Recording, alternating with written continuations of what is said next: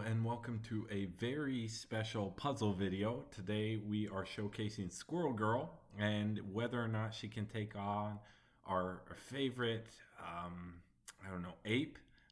Today we will be seeing Squirrel Girl versus Bigfoot in this puzzle scenario to celebrate Teen Spirit going on sale on Restoration Games website. If you haven't already ordered it, I would highly recommend. It's probably maybe my favorite Marvel set. The fighters are all so cool, very unique, and I'm very excited to see how they turn out in the meta.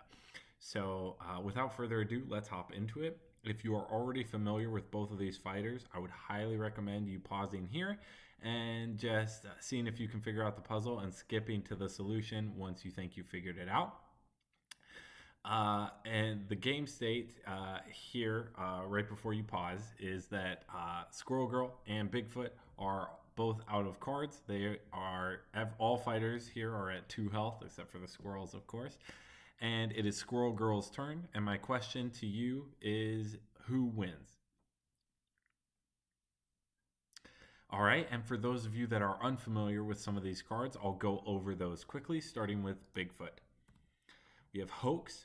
Move your fighter up to 5 spaces. You may move through that fighter, or you may move that fighter through spaces containing opposing fighters.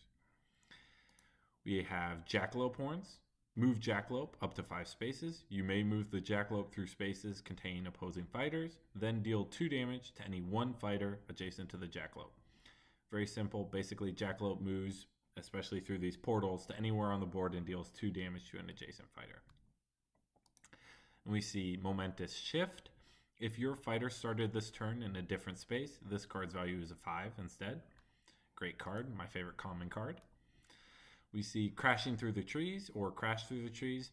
Move Bigfoot up to 5 spaces. You may move Bigfoot through spaces containing opposing fighters. If you haven't noticed the theme yet, Bigfoot is big on moving through opposing fighters. And then we have Larger Than Life, just a 6 value attack. And then we see another Hoax here. So that's Bigfoot. And then we see Squirrel Girl. She has Eat Nuts. Squirrel Girl recovers 2 health. Then summon a squirrel in a space adjacent to Squirrel Girl. Since all of her squirrels are already on the board, she gets to move 1 squirrel from an already existing location. She has 2 of those. We have Horde of Squirrels. Choose a space with 4 or more squirrels adjacent to it. Deal 2 damage to a fighter in that space. Squirgility. Move Squirrel Girl up to 3 spaces. She may move through sidekicks. Do not count movement for spaces containing sidekicks. Very, very cool card. Basically, if she has a chain of squirrels, she can move fairly far by moving through those squirrels and not counting the movement. We have Fuzzball Special. After combat, move each squirrel up to 3 spaces.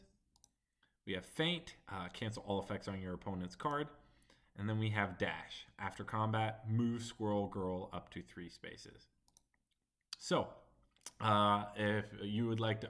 and we have her ability card. If you're not familiar with this, at the start of your turn, you may summon a squirrel in a space adjacent to Squirrel Girl. It's important to note that at least how it's listed out in the rules now, that you have to summon it in an empty space adjacent to Squirrel Girl. So you wouldn't be able to summon it in Bigfoot's space. But yeah, anyway, so go ahead and pause the video right now, give this puzzle a try, and check back to see the solution. All right, so this is a fairly tricky puzzle. I hope that it took y'all a long time to figure it out, as that is my goal with these puzzles. But if it didn't and you saw it pretty soon, I would congratulate yourself. I am sure you all thought about attacking with Fuzzball Special first. Fuzzball Special lets you move each of your squirrels up to 3 spaces. Bigfoot would obviously defend with Hoax and go to probably this corner. And we would see that you can move each of your squirrels up to 3 spaces. So we could get 1 there, we could get 1 there, we could get 1 there. But with all the movement, the next closest we could get would be here, which is not adjacent to Bigfoot.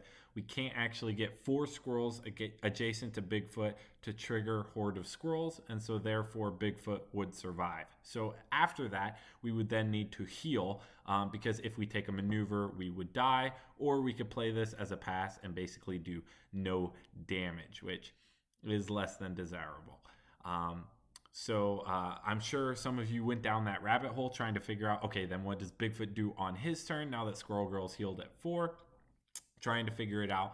However, there is actually an easier solution than that, and it all revolves around her ability. So because she can summon at the beginning of her turn and she can place it in an adjacent empty space, she can actually summon a squirrel here and move this squirrel up to here. So now I think you can see where I'm going with this. If she attacks with Fuzzball Special, she can actually go 1, 2, 3. This squirrel can go 1, 2, 3, 1, 2, and 1, 2, 3. And now we see we actually have 4 squirrels adjacent to Bigfoot, and Horde of Squirrels would now deal 2 damage to Bigfoot, killing him and winning the game for Squirrel Girl. So while the solution is simple, I don't believe it was immediately obvious. I hope you had fun trying to figure it out, and I hope you enjoy the Miss Marvel and Cloak and Dagger puzzles that I hope to release soon. But if you haven't already, again, I highly recommend purchasing the set and getting these fighters to the tabletop. They are amazing, and I think I will be playing a lot more Squirrel Girl in the coming weeks to see just how well she'll do. So anyway, I hope to see you guys next time.